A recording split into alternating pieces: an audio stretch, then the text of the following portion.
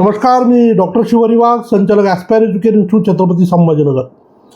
विद्यार्थी मित्रांनो, महाराष्ट्र सिटी सेलच्या वतीनं येणाऱ्या काळामध्ये मेडिकलची प्रवेश प्रक्रिया राबवली जाईल. परंतु महाराष्ट्राच्या प्रवेश प्रक्रियेत जात असताना अनेक प्रकारचे रिझर्वेशन त्या ठिकाणी असतात. पहिलं रिझर्वेशन जे की कॅटेगरीनुसार वेगवेगळे जे काही कॉन्स्टिट्युशनल रिझर्वेशन आहेत किंवा सेंट्रल गव्हर्नमेंटच्या वतीनं दिलेलं EWSचं आरक्षण असेल किंवा महाराष्ट्र शासनाच्या वतीनं दिलेलं SCBC आरक्षण असेल, या आरक्षणाच्या शिवाय इतर अनेक ॲडिशनल रिझर्वेशन असतात, ज्यामध्ये प्रामुख्यानं आपण उल्लेख करू शकतो PWD कॅन्डिडेट, त्यानंतर ऑर्फन कॅटेगरी, त्यानंतर MKB, त्यानंतर D1, D2, D3 कॅटेगरी आणि याशिवाय हिली एरिया, असे सगळे वेगवेगळे ॲडिशनल रिझर्वेशन त्याच्यामध्ये आहेत. मग या सगळ्या प्रक्रियेत जात असताना एक असा प्रवर्ग आहे की जो देश सेवेसाठी स्वतःचं आयुष्य खर्ची घालतो, परंतु त्यांच्या पाल्यांना महाराष्ट्राच्या ॲडमिशन प्रक्रियेमध्ये वेगळं रिझर्वेशन किंवा ॲडमिशनची तरतूद त्या ठिकाणी नव्हती. परंतु 2025च्या ब्राउचरमध्ये त्या पद्धतीची तरतूद त्या ठिकाणी आली. दोन प्रकारचे विषय या ठिकाणी मला तुम्हाला एक्सप्लेन करायचे आहेत. एक, सेंट्रल गव्हर्नमेंट फोर्समध्ये सर्व्हिसला असणारे आर्मी, नेव्ही आणि एअरफोर्सच्या दलामधील ex service person in service किंवा डेप्युटेशनवर बाहेरच्या राज्यातून महाराष्ट्रात आलेले विद्यार्थी किंवा त्यांचे पालक. तर अशा केसमध्ये D1, D2 आणि D3 या 3 हेडखाली जे आहे तर साधारण 90, 34 आणि 38 साधारण अशा 150 जागा जवळजवळ या MBBSसाठी या सगळ्या 3 कॅटेगरीमध्ये गव्हर्नमेंट MBBSच्या संदर्भानं उपलब्ध आहेत. पण हे कुणासाठी उपलब्ध होतं, तर हे एक्स आर्मी पर्सन म्हणजे आर्मी, नेव्ही, एअरफोर्सच्या सर्व्हिसमध्ये ज्यांनी स्वतःच्या आयुष्याची सेवा दिली त्यांच्या पाल्यांसाठीचं हे रिझर्वेशन आहे. परंतु याच पद्धतीची सेवा देणारा अजून एक फार मोठा प्रवर्ग आहे, जो की येतो central arm force, police force, CAPF ज्याला म्हणतो आपण. या CAPF अंडरमध्ये जवळजवळ एकूण 6 वेगवेगळ्या फोर्सेस काम करतात. त्याच्यामध्ये पहिले आहे BSF, बॉर्डर सिक्युरिटी फोर्स, दुसरा आहे CISF, central industrial security force, तिसरा आहे CRPF, central reserve police force, त्यानंतर ITBP, Indian Tibet border force, त्यानंतर आहे आसाम रायफल. या सगळ्या ज्या काय वेगवेगळ्या युनिट्स आहेत, ह्या युनिटसुद्धा देशाच्या वेगवेगळ्या भागामध्ये सेवा देत असतात. म्हणजे हे जे व्यक्ती आहेत हे देश सेवेसाठी स्वतःचं समर्पण त्या ठिकाणी देतात आणि ह्या सगळ्यांच्या मोस्टली 3-3 वर्षाला बदल्या होत राहतात. आणि ह्या सगळ्या बदल्या होत असल्यामुळं बऱ्याचदा जर यांच्यासोबत फॅमिली त्यांनी सोबत कॅरी केलेली असेल तर त्या ठिकाणीच बऱ्याचदा त्यांच्या मुलांचं शिक्षण होतं. परंतु महाराष्ट्राच्या मेडिकल ॲडमिशन प्रक्रियेत जात असताना 85% जर बाहेर राज्यात शिक्षण झालेलं असेल तर त्या ठिकाणी त्या विद्यार्थ्यांना जे तर ॲडमिशनसाठी 85% कोट्यात जाता येत नव्हतं. ते कुणाला जाता येत होतं, तर ते D1, D2, D3च्या केसमध्ये जाता येत होतं. आज मी D1, D2, D3बद्दल फार डिटेल बोलणार नाही, याचा एक वेगळा सेपरेट व्हिडिओ करेल, कारण तो एक फार मोठा विषय आहे. परंतु महाराष्ट्र शासनाच्या प्रवेश प्रक्रियेमध्ये 85% कोट्यामध्ये जाता यावं यासाठी जे तर एक महत्त्वाचा निकाल त्या ठिकाणी मागच्या वर्षी म्हणजे एक पिटिशन झालेलं होतं. हे जे पालक आहेत, जे BSFमध्ये आहे, जे CRPFमध्ये आहे, जे ITBPमध्ये आहेत, CISFमध्ये आहेत, बऱ्याचदा यांची देशाच्या वेगवेगळ्या ठिकाणी त्यांची पोस्टिंग असते. त्या काळामध्ये जर त्यांची फॅमिली त्यांच्यासोबत असेल, मुलं सोबत असतील, मुली सोबत असतील, तर बऱ्याचदा त्यांचं शिक्षण त्याच भागात होतं. 10वी झालेली असेल, 12वी झालेली असेल, आणि मग अशा विद्यार्थ्यांना महाराष्ट्राच्या 85%मध्ये भाग घेता येत नव्हता. पण जसं army, navy, एअरफोर्सच्या D1, D2, D3 कॅटेगरीमध्ये सवलती लागू आहेत, त्याच पद्धतीच्या सवलती यांनाही लागू असाव्यात या संदर्भामध्ये एक पिटिशन झालेलं होतं. त्या पिटिशनवर मी फार डिटेल जात नाही. पण आता फायदा काय झालेला आहे ते समजून सांगायचं तुम्हाला या व्हिडिओच्या माध्यमातून.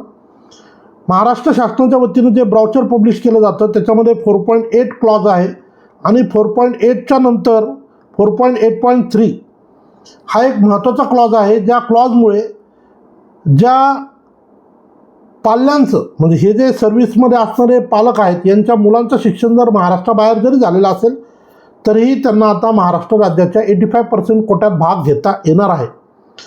खरं म्हणजे या संदर्भात अनेक पालकांची विचारणा होत असते. सर आम्ही CRPFमध्ये आहे, पण मग माझ्या मुलीचं शिक्षण 10वीचं इकडं झालं आहे, आता 12वी महाराष्ट्रातून झाली, मग तिला 85%मध्ये भाग घेता येईल का? किंवा काही केसमध्ये असं असतं की 10वीपर्यंत महाराष्ट्रात झालेली होती, पण आता 11वी-12वी इकडं राजस्थानला केली, माझी पोस्टिंग इकडं होती किंवा जयपूरमध्ये केली किंवा अजून कुठे केली.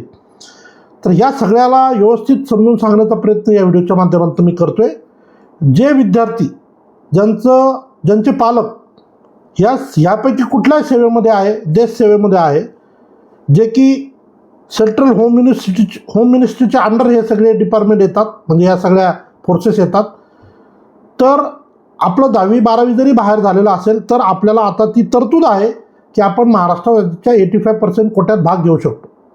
आणि त्यासाठी महाराष्ट्र शासनाने जे ब्राउचर मागच्या वर्षी पब्लिश केलं होतं त्यामध्ये स्पेशल क्लॉज दिलेला आहे 4.8.3. त्या क्लॉजमध्ये काय दिलं आहे ते थोडक्यात तुम्हाला या ठिकाणी समजून सांगतो.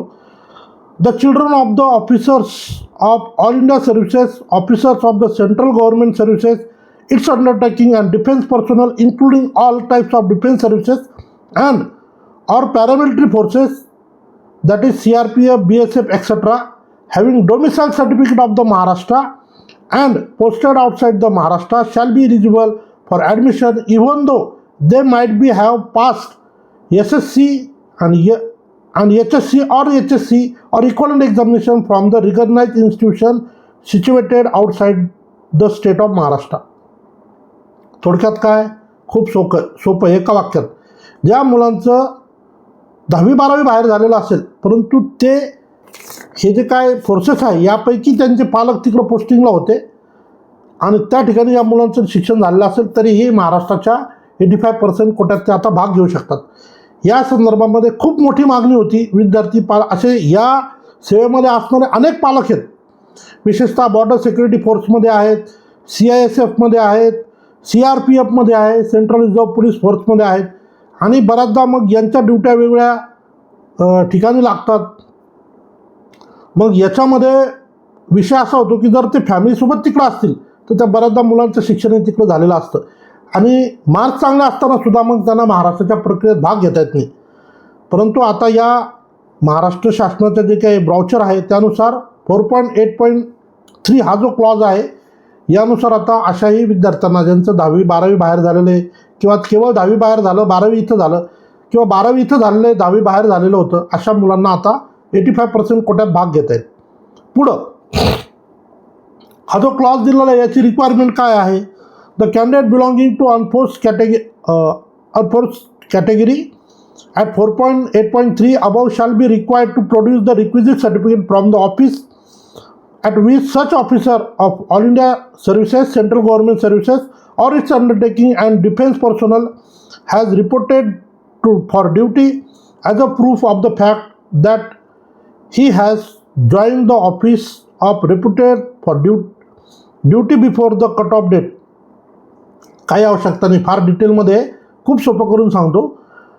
ज्या वेळेस समजा आता याच्यात काय असतं की जे एखाद्या व्यक्तीची आता आसाममध्ये ड्युटी आहे, आता माझ्याकडे जी केस अशी आहे, ॲडमिशन झालेलं आहे, पहिले समजा आसाममध्ये होती त्यांची ड्युटी, आता मणिपूरला शिफ्ट झाले, ठीक आहे, जिथून आसामला ड्युटीला बदली झाली होती आसाममध्ये त्याची ड्युटीची कॉपी आहे, ऑर्डर कॉपी, आता आसामहून मणिपूरला ट्रान्सफर झाली तर त्याची आसाम कॉपी आणि एक सर्व्हिस बुक त्याची एक कॉपी, ह्या 3 कॉपी एकत्र आपल्याला अपलोड करून आणि त्या पालकाचा तो महाराष्ट्र राज्याचा डोमिसाईल असावा हा एक डॉक्युमेंट ॲडिशनल लावून त्या विद्यार्थ्याला महाराष्ट्राच्या 85% कोट्यात भाग घेता येईल.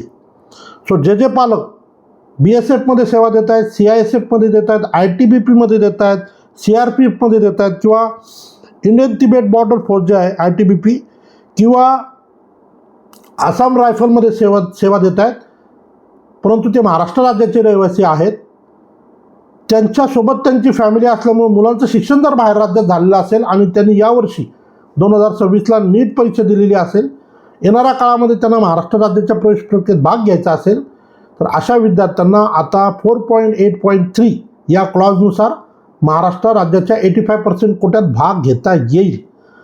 याच्या पूर्वीचे जर आपण ब्राउचर काढले 2023-24चे तर त्या ठिकाणी ही प्रोव्हिजन नव्हती, आता ती आहे आणि याचा फायदा महाराष्ट्रातील अनेक विद्यार्थ्यांना होणार आहे.